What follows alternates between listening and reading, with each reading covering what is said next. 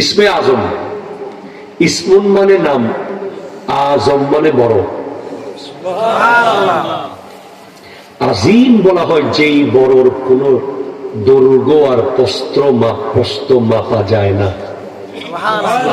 একটু জোরে বলুন। আমি কত বড়, আরিজ কত বড়।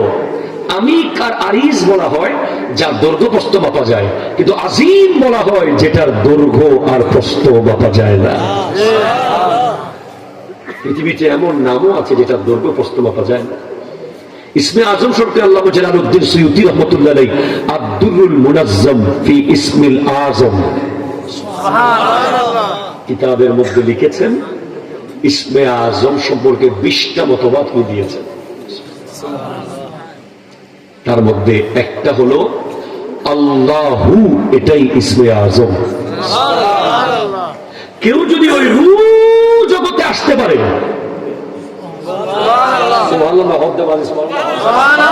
কেউ যদি সমস্ত দুনিয়াকে, দুনিয়াবাজিকে লাথি মারে, রুহানি জগতের সদস্য হতে পারে, উনি আল্লাহু বললেই সে আল্লাহকে দেখতে পাবে।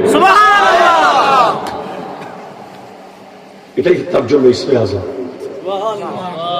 গৌসুল আজম শেখ সুলতান সৈয়দ আব্দুল কাদের জিলানী, ইমাম গাজালি ওনার কিতাব ইহয়া উলুমিদ্দিন এনেছেন, আরো বহু জায়গায় এসেছে। গাউসে পাক প্রতিদিন 300 বার আল্লাহু বলতেন।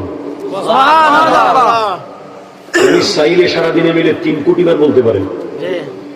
শুধু 300 বার কেন বলে, আমি যখনই আল্লাহু বলতাম আল্লাহ আমার সামনে হাজির হতো, আমি আল্লাহকে দেখতাম, আল্লাহর সাথে কথা বলতাম, এরপর আল্লাহ আবার গায়েব হতো, আবার আল্লাহ বললে আবার দেখা হতো, আবার আল্লাহ বললে আবার দেখা হতো, আবার আল্লাহ বললে আবার দেখা হতো। আমাদের সে যোগ্যতা নাই বলেই আমরা দেখি না। কেউ কেউ বলেছেন ইসমে আজম হলো আর রহমান আর রহিম। সুবহানাল্লাহ বলতেছেন কেন? কেউ কেউ বলেছে ইসমে আজম হলো আল হাইয়্যু ওয়াল কাইয়্যুম। কেউ কেউ বলেছেন ইসমে আজম হলো সুবহানাল্লাযী, বিসমিল্লাহিল্লাযী লা ইয়াদুররু মা ইসমিহি শাইউন ফিল আরদি ওয়ালা ফিস সামাই ওয়া হুয়াস সামিউল আলীম।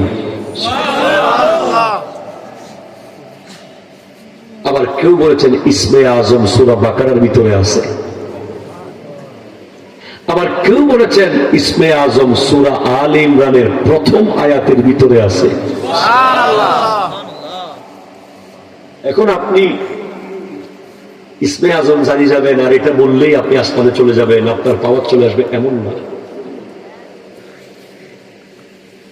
আপনার হাতে যদি ইসমে আজম দিয়ে দেওয়া হয়, আপনি যদি ওটা নেওয়ার যোগ্যতা না থাকে, ওটা দিয়ে কোনো কাজ হবে না।